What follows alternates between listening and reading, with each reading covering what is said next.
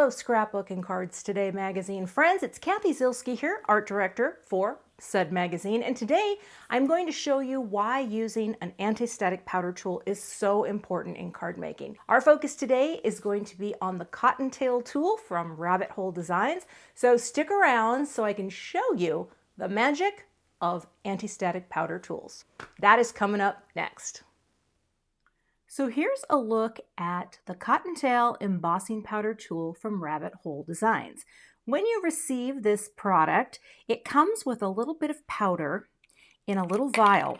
And what you're going to do is you're going to take out this little stopper, pour your powder in, screw on the top, and then you'll notice you can pull this out. And when you pull it out and push it up, you are pushing powder into the brush, and this is the brush. And when you go to close the tool, you're going to pull it closed or pull it out like that. It'll pull this all back in to keep your brush from getting all frayed. You snap it back on, push it up, and you are primed and ready for the next use. It's a very ingenious design. There is no scent to the powder, and apparently it is some fine grade of clay. Why do we like tools like this from Rabbit Hole Designs? Well, let's take some cardstock and let's do a sample without any powder. Let me grab my Misty tool and I'll show you how it works. I've got a piece of cardstock here. This is lipstick from Gina K Designs, and I may have chosen it because it matches my nails. I'm just going to grab a small little stamp set to create a greeting for my card.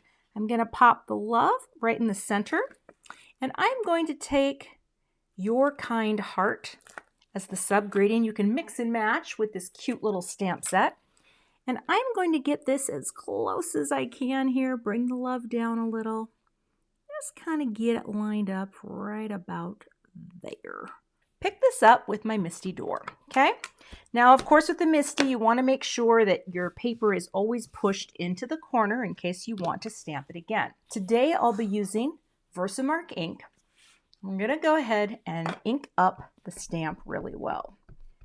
Now, one of the things, if you're a new stamper, especially when you go to emboss, you may experience this, and I certainly did in the early days of my stamping and embossing, and that is this. I'm going to press this down, just work my hands over the Misty door, like that. Transfer the ink. Now, when I lift this up, my image has transferred to the cardstock, right? But what might happen to you is this. I'm going to add my white embossing powder, and I just have a piece of folded paper here. And the embossing powder I'm using today is from Gina K Designs. Open this up, and I'm going to sprinkle this onto the area. And I let it sit for a second, right? And then I just sort of let it slide off. Now, I want you to take a look at what happened to my paper. If you ever get powder, let's tap some more, all over the cardstock, look, even with tapping, you can see all of that powder that's stuck.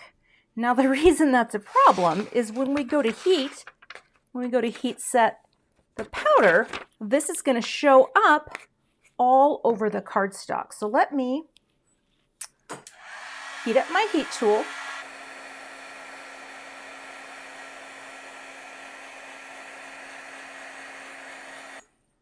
All right.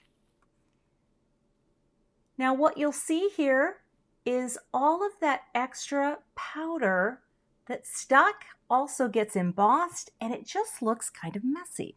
So let's grab another piece, but this time let's use the anti-static powder tool, the Cottontail tool. So it's already primed, but just to remind you, you just pull it out and go boop, just like that.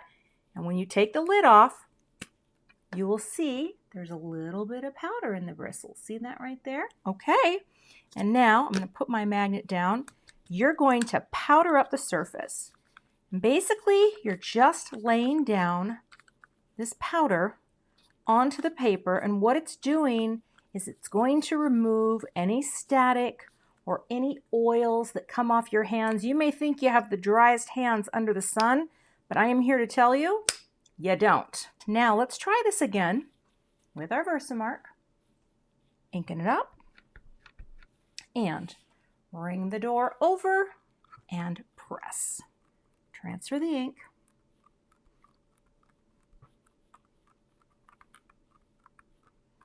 I usually use a press tool, but I don't have it handy right now, so we have a really cute one too from Scrapbook and Cards Today, and I don't have that either. So I can transfer the ink, lift. All right, we are going to get our powder. We are going to sprinkle it on. Good coating on there, just like that. Let it sit for a minute. Just let your ink soak it up. Now, tap. And what you are going to see is a night and day difference with the amount of powder left. Look at that. It's perfect. It's perfect. This anti-static powder tool is going to save you so much time and frustration. If you are a stamper who really enjoys your images to be nice and clean, you are going to want to check it out. So,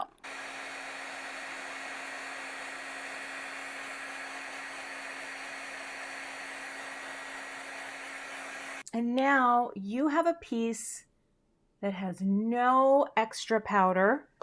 If you're worried about the anti-static powder that remains, all you need to do is just take a cloth once your embossing is completely cooled down and just wipe away any of the remaining anti-static powder. And now your piece is so clean, and that is what anti-static powder does. There are many tools out there, but we here at Scrapbook and Cards Today are loving the Rabbit Hole Designs Cottontail Embossing Powder Tool. I decided to make a quick card from this by taking my Hero Arts nested heart dies, cut out the greeting, and then cut out a layer of vellum. And then I'm going to take the leftover piece of lipstick cardstock. I'm going to score this at 5.5. Let's get that lined up there. And when I fold this down, it will be a US A2 card. So that means it measures 4¼ inches wide by 5.5 inches tall. And then I will take the foam squares off the back and just pop this onto the card base. And there you have a very quick card made from my sweet little embossing sample. Just like that. Thanks so much for watching here on the SCT YouTube channel.